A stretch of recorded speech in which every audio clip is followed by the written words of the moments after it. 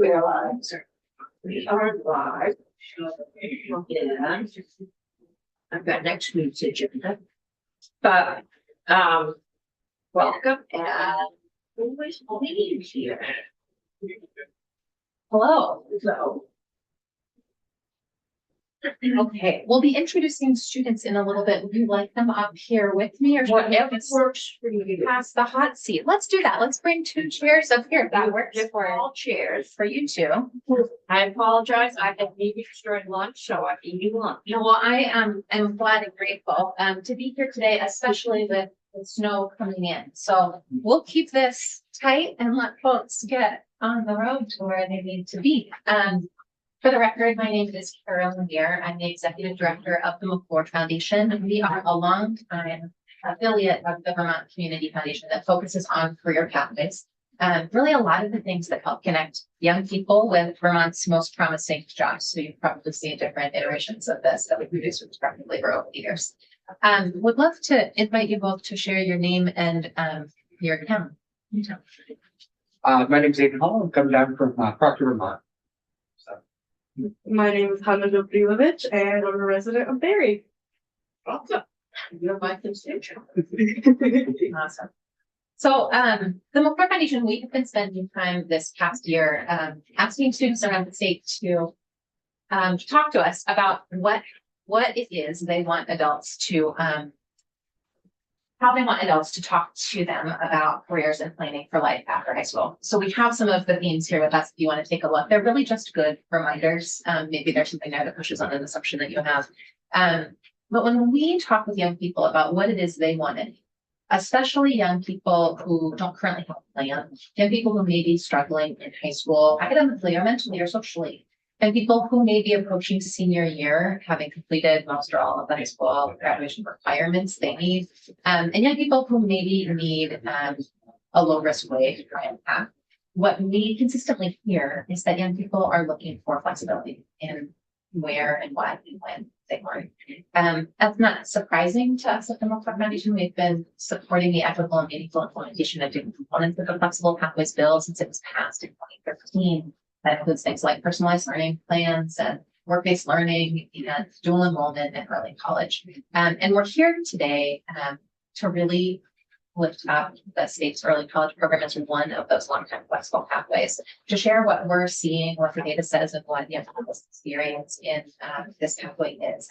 And what has become clear to us at the McClure Foundation, having been in this issue space for a decade, kind of steeped in some of the national research around it, and especially the national movement around purposeful pathways, is that accelerated pathways that route through public college in particular, and community college especially, have a really special role in serving students for this opportunity.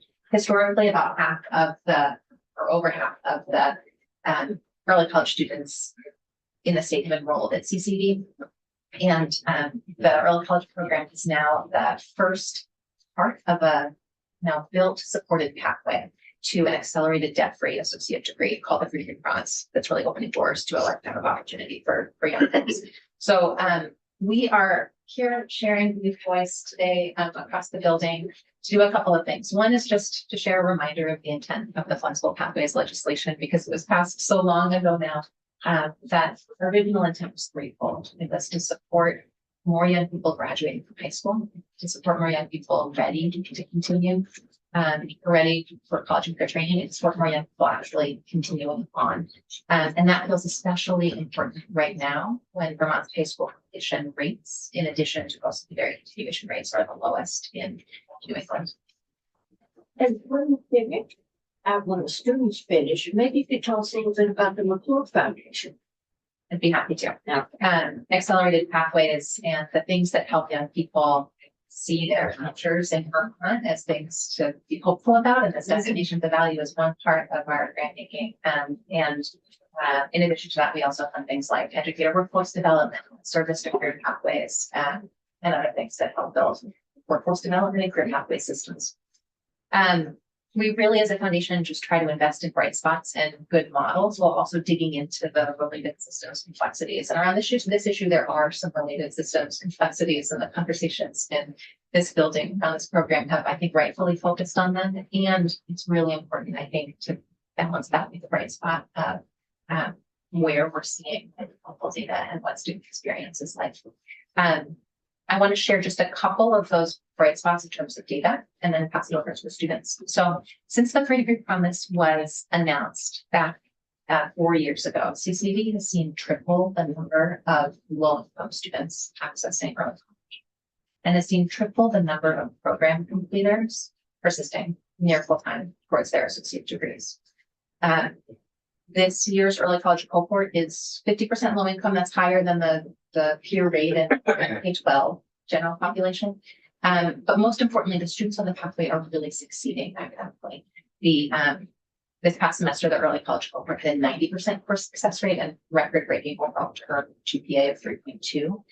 This past June, CCV graduated with the largest cohort ever of teenagers with debt-free associate degrees, right? It's like 70 plus young people graduating an average of 1 year out of high school from all corners of the state. 50% were first in family to complete college. And for Vermont, that is a scale that matters, right? Especially when the broader context is the high school completion of secondary continuation declines and our positioning relative to other states in New England.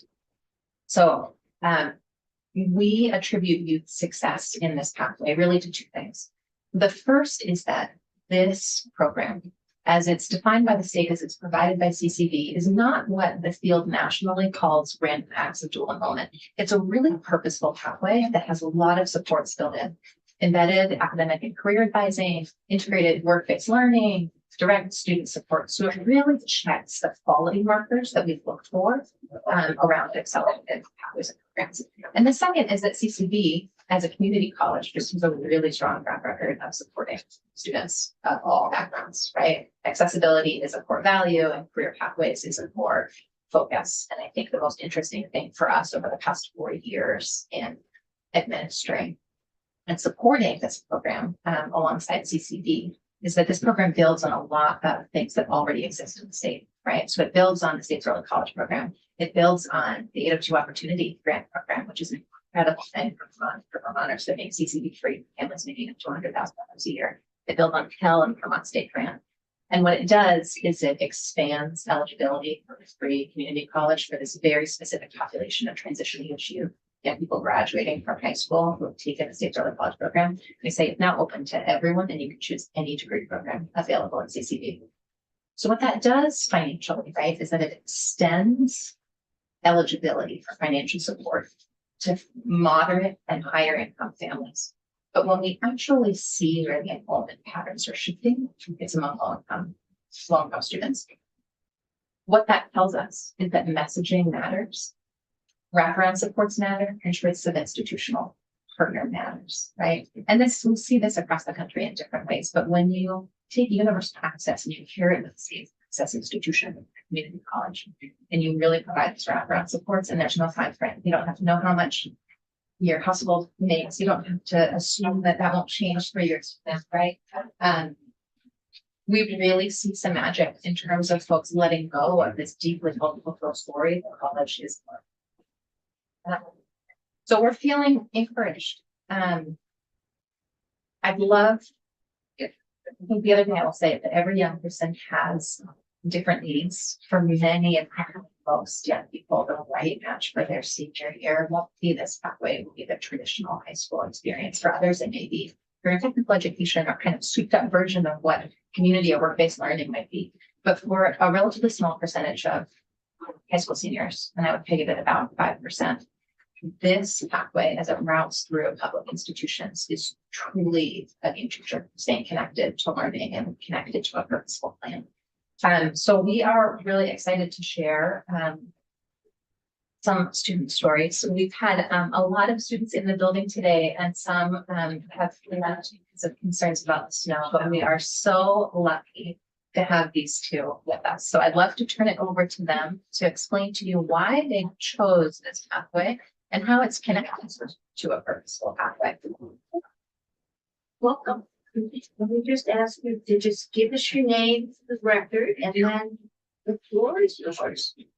All right. Well, my name is Hannah Gabrilovich. I'm doing early college at CCV Montpelier campus. I am currently enrolled in 4 courses and I only take 1 online because I prefer going in person.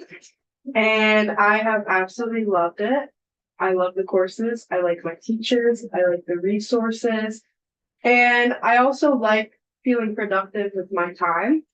A big reason why I chose CCV was because I didn't feel like my high school, like, no offense to Spalding, but I didn't feel that it was going to give me the same opportunities as CCV. Full disclosure, I have 2 grandsons. It's one of them will be going to Norwich for a senior year. Oh, nice. So I have some familiarity with this program. Yeah.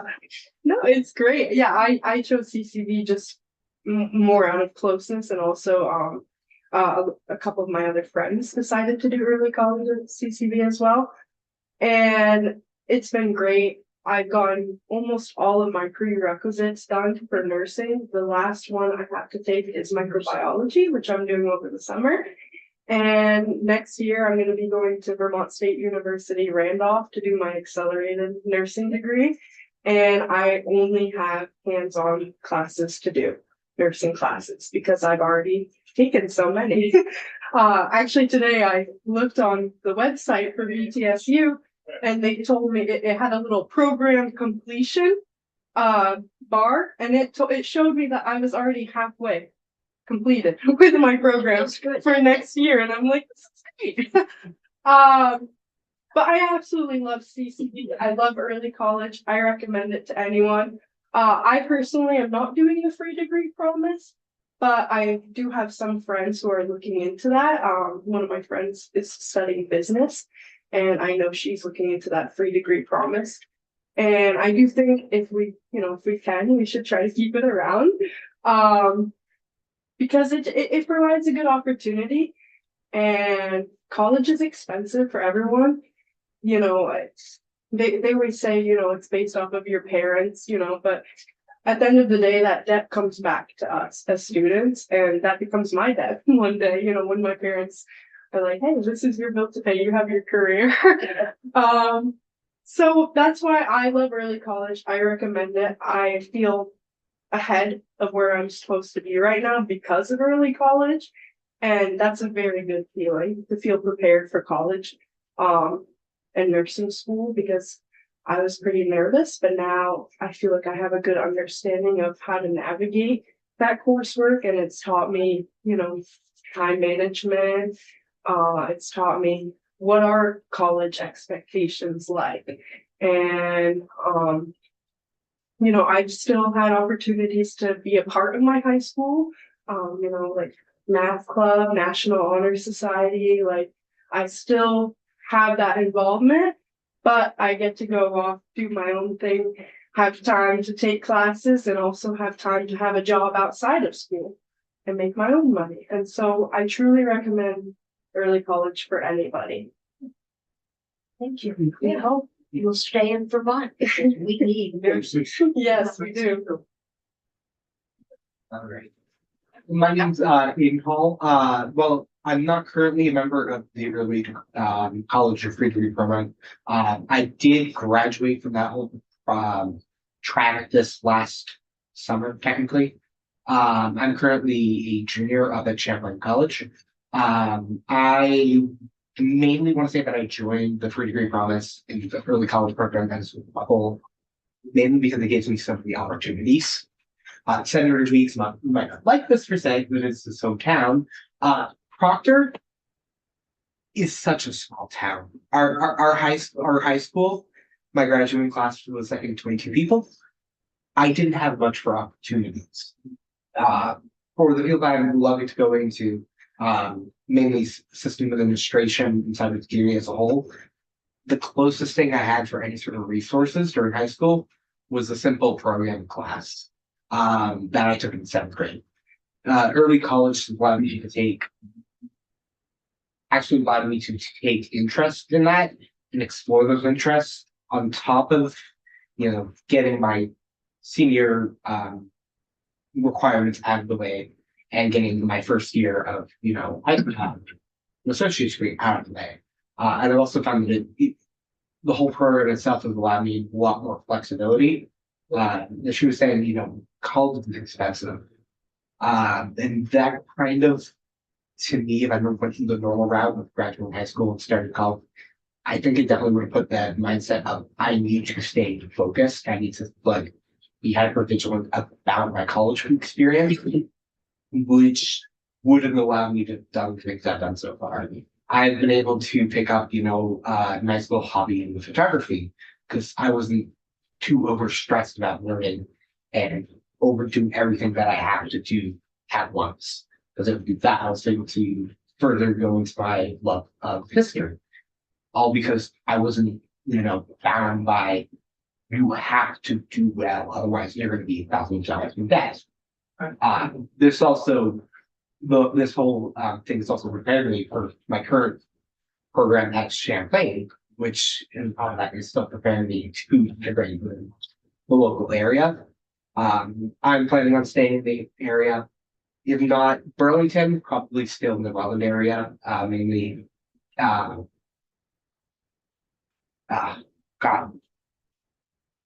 Casella. Casella is, one of the large companies of the area. And I know that recently they've started to, I believe, start to partner with Champlain College in regards to looking for internships and all that. Being able to get that straight out right out the door and getting my degree and being immediately have the opportunity to be there is definitely be so nice. I'll be able to, stay at home. I'll be able to get my foot in the door for the area. I'm hearing a theme in both of your stories, right? I think this generation is smartly cautious about debt, college debt, right? Seeing what parents are holding, right? Ruby is another pretty good promise student who is here today, who said she wanted to go to college, but she didn't know what she wanted to study. And the idea of taking out debt without a plan felt crazy, right? And so what the early college program allowed for her was a lower risk space to try to explore some interests, to clarify what her degree path should be. And she's about to graduate from CCV in a STEM studies program and BVM as a potential next step. We heard from you, Hannah, that you prefer the on-ground classes, the in-person classes at CCV as kind of a learning modality. I'm curious, Eden, for you, what do you prefer? So, in a retrospect, I much rather preferred in-person classes. Although for the entirety of my CCV program experience, I did mostly online classes.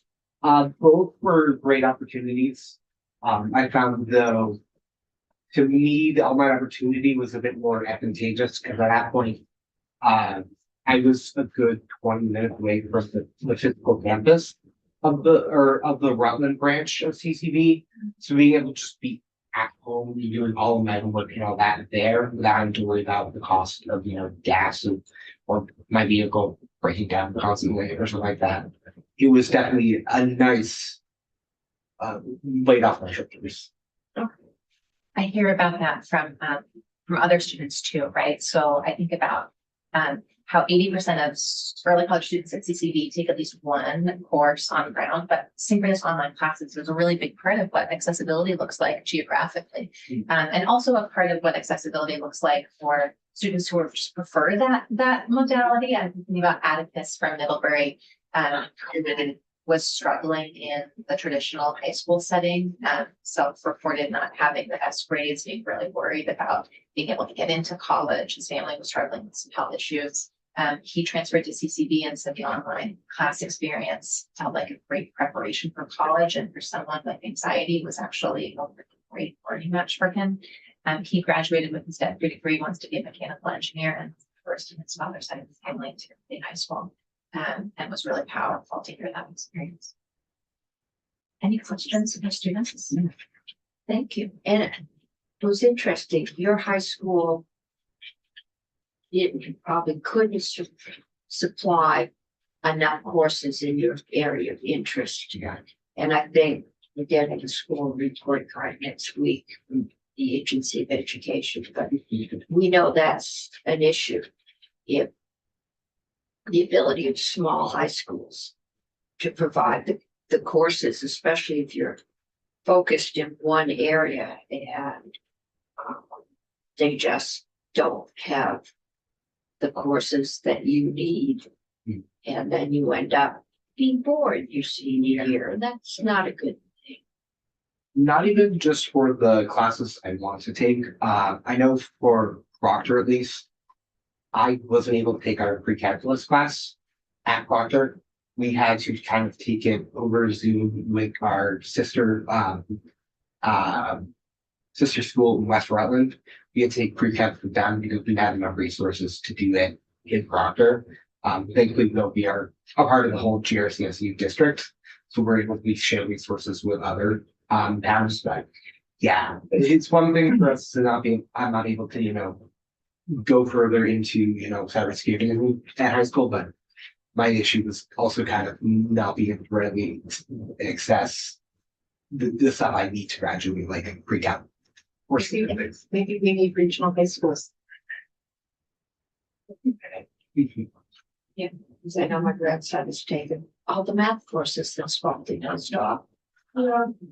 Well, like also like I know for Spalding, like when I was looking at, okay, what can my senior year potentially look like? We don't have a lot of staffing for like AP courses. And that kind of just like makes it feel Yeah. a little And bit that's tricky. not a particularly small school. Yeah, I rather do college classes. When we kind of look statewide at where there are bright spots, I keep coming back to the scale of participation in this program among the young people who are telling us they either didn't have a plan, or they weren't sure if post-secondary was for them, or they weren't sure how they were going to afford it. And I look at what the simple message of a universal accelerated debt-free associate degree at our state's community college and any of the 12 degree programs that are offered is doing to change the story about what's available in the state.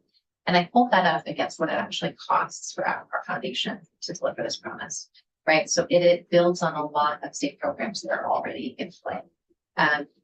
And the last puzzle piece for us is well under $1 million a year to make community college degrees, universally affordable and accessible, which feels like a really great return on investment relative to the story. This is good to hear. I also know the PSAC.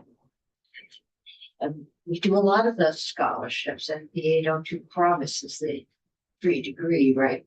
2 years. So they're a little bit different. So 802 opportunity, right, is make CCD free for households making up to $100,000 a year, I think, about a bachelor's degree. And it is good for Vermont and good for Vermonters. I think it's one of the best things to come out of this building in the past several years. And I think through your support of that program.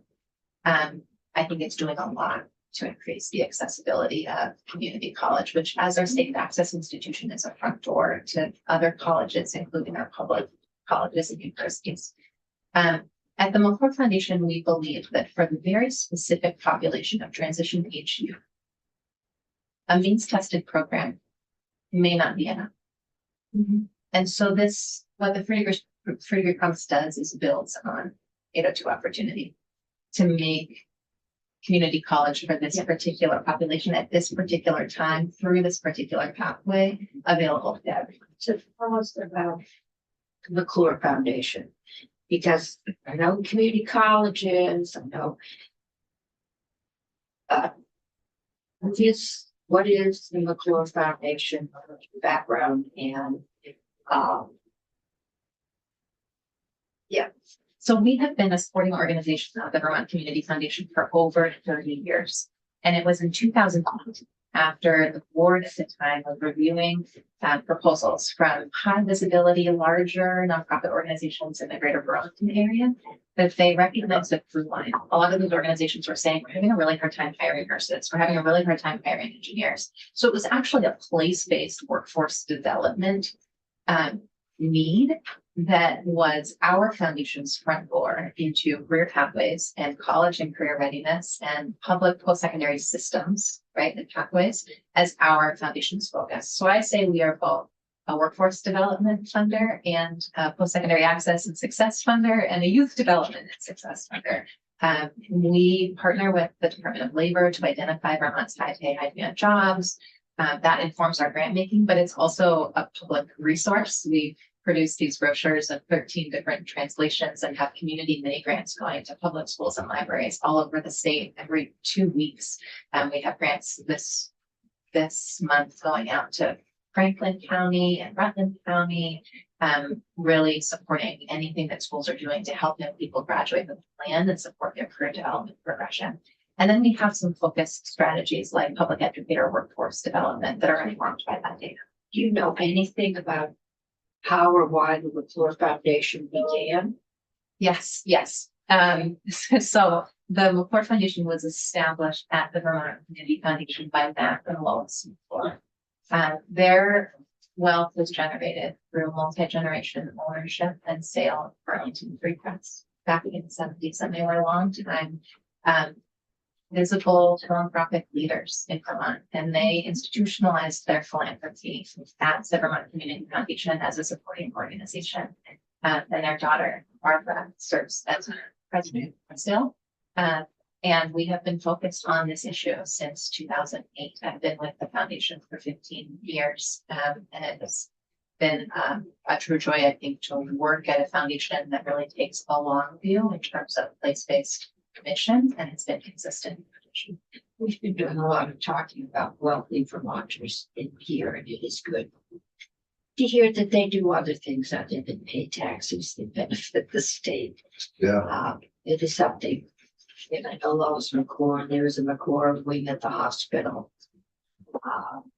That is a name that shows up with fair regularity when it comes to large scale philanthropy, and now it's helping kids go to school. She was an incredible woman that cared for Vermont Randy. Yeah. Like as part of our building is a nuclear as well. Okay. Yeah. Seems great. This is a program we absolutely need, and I see the mission is to keep kids in school. What I'm overlaying that is with the report card that we just got and graphs I've seen of our graduation rates of high school. And since 2017, we have gone from a very steady 90% we're at, and now we've dropped to 82, 81%.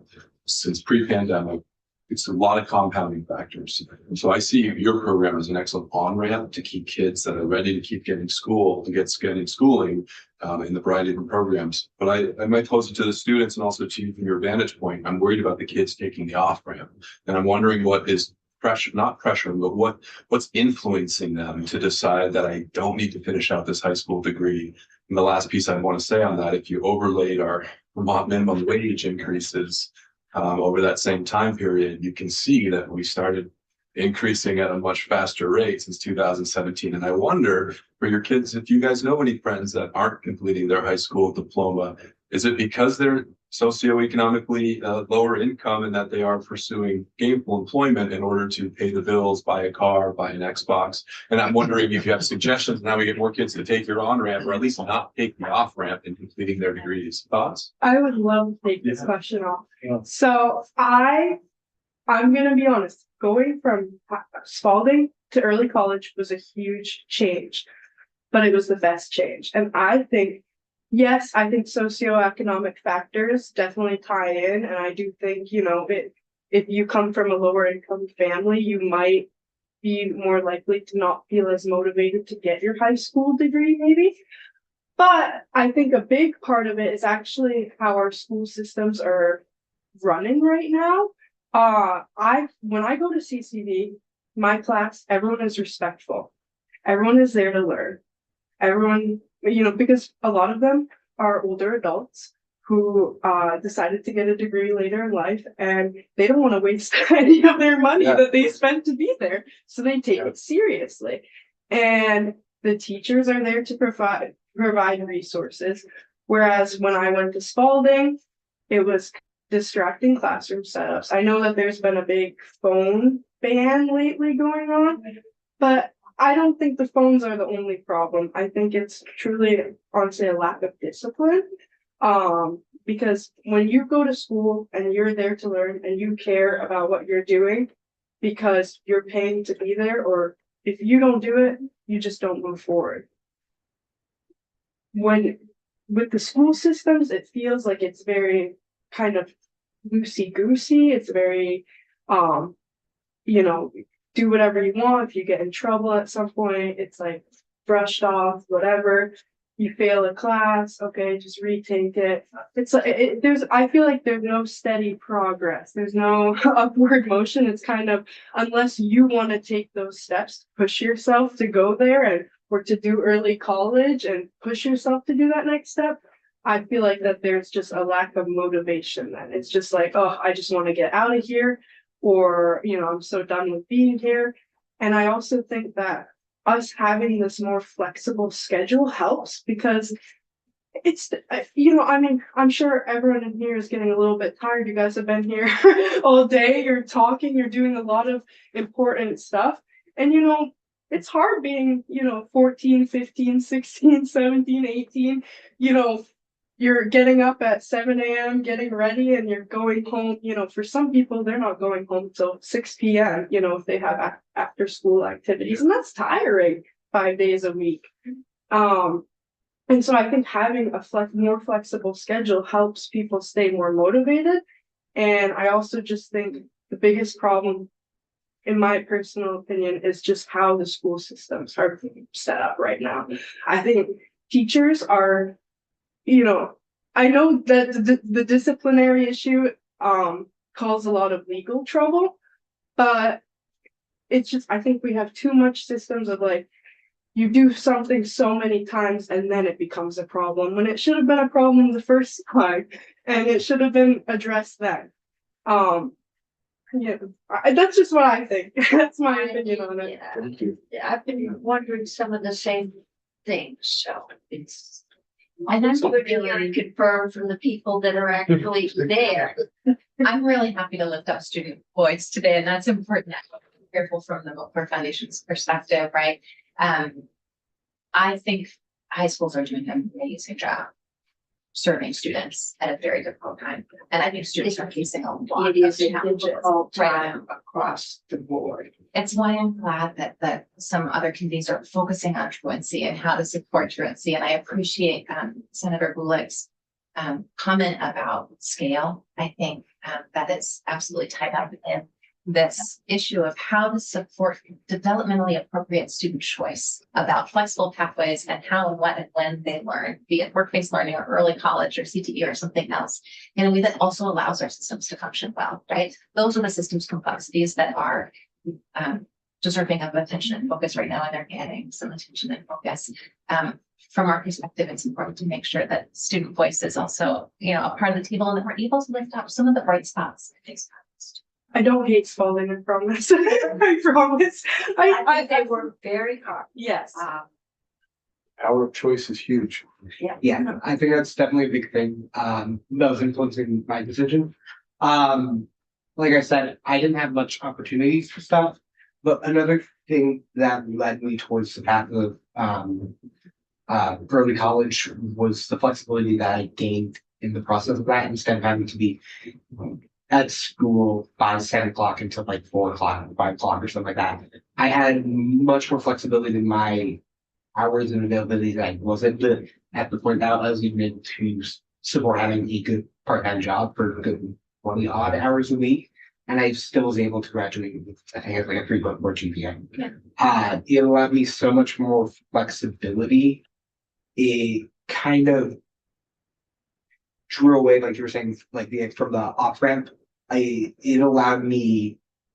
Thankfully, I was never at that point where I was debating the off ramp, but it's kind of given the opportunity to stay on that same course, and not further go down it. You fill other needs, like Yeah. working and putting gas in your car to get to class, and Some of my coworkers from where I work, they were definitely on the lower income side, and I think I managed to convert one of them to early college. And it's kind of a lot of the basis was you have so much more flexibility. If you need more opportunities to help sustain your family. He gives you an opportunity while you're working with your college to fulfill your own needs, not just your family's. You run into trouble, I know nationally it's a problem, where students will enroll in college and then find out you don't have the math and usually science or English skills and end up taking remedial work. Does community college kind of leave some of that out?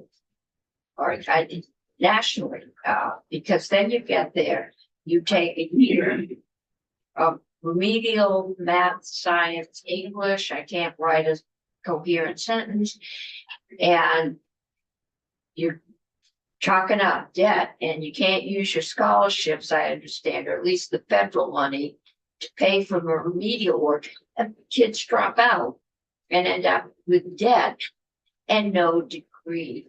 So I'm kind of hoping this might. I think these accelerated pathways are very much an opportunity for young people to try a college setting in a de-risked way, right? Yeah. And I also recognize, it has started to snow in Proctor and in Middlebury, so I don't want to take up too much of your time, but, I'm really grateful to the students for sharing. Yes, I did. And I'll see you anytime. I went to community college because I didn't get statistics and I needed it when my kids were in high school. I went back to graduate school and I needed statistics. So I went out to took statistics and it was great. Well, thanks very much. Thank you all for listening to us, by the way. I appreciate it. I'd be very merciful letting them out of this building before 4 o'clock. Luck with the rest of I don't want to bring Thank up you their so much. debts. Appreciate it. Good luck with everyone driving home safe today. Thanks. And the parking situation. But probably be careful. Thankfully, I'm only commuting back up to Burlington because, yeah. You go the Go- right way for the storm.